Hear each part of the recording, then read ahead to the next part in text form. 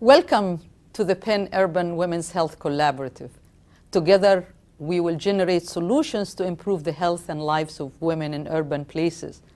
Thank you, each and everyone, for joining us in creating this vibrant virtual community. It's going to be absolutely fantastic.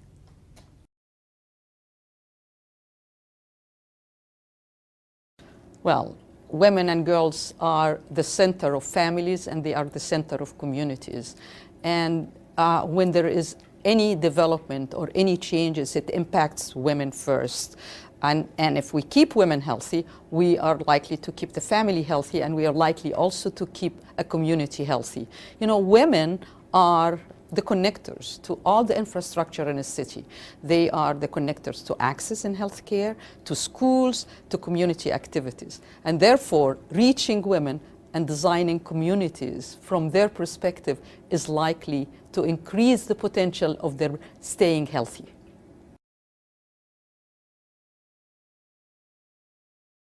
Well, I think most of the countries are moving into more urban areas, and most of the people are moving into urban areas. In fact, by the year 2015, half the world is going to be urban, and by the year 2030, two-thirds of the world is going to be urban. Now, there are about 20–30% of urban areas are usually poor areas and slum areas, and 70 to 80% of those areas are usually women. People who live in those areas are usually women. So it makes sense that we need to look at some of the issues that are going to arise because of becoming urban areas in terms of access to health care and access to healthy food and access to transportation.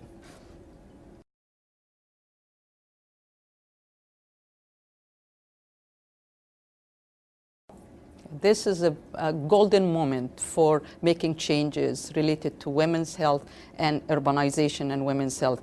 Many organizations are beginning to focus on that. Secretary of State Hillary Clinton is making women's health the center of foreign policy.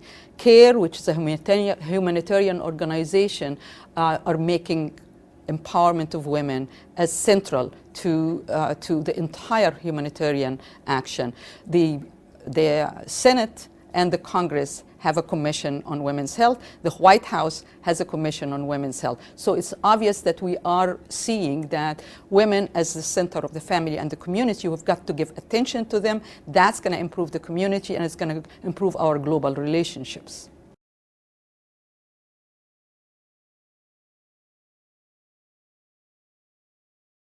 A tidal wave of interest in women's health and of better design for the infrastructure that will keep women safe and will keep them engaged in their community and provide them with the opportunities to get the right nutrition and the right food for their families by having access to health care, access to nutritious food, access to schools, and most importantly, that we would design communities and urban areas where women feel safe to live in it.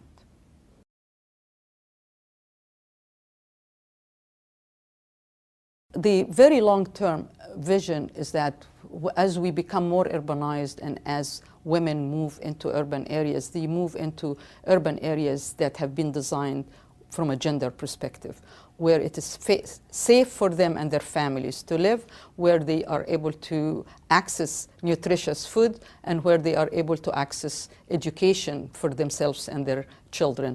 I think what is going to be really important is for scholars in different fields to work together and interdisciplinary to develop the knowledge that's needed to be translated into creating those wonderful communities that are responsive to women's needs in different countries.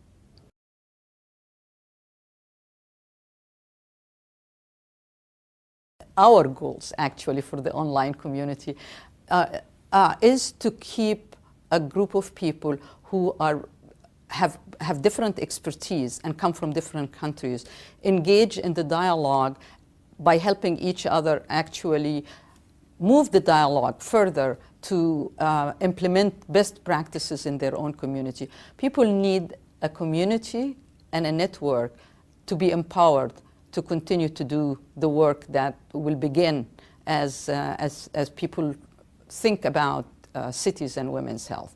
So this is a resource for people with each other to ask questions, to get some answers, to partner and collaborate in research, to partner and collaborate in writing about what is going on in their own community related to women's health and urbanization, and share it with each other.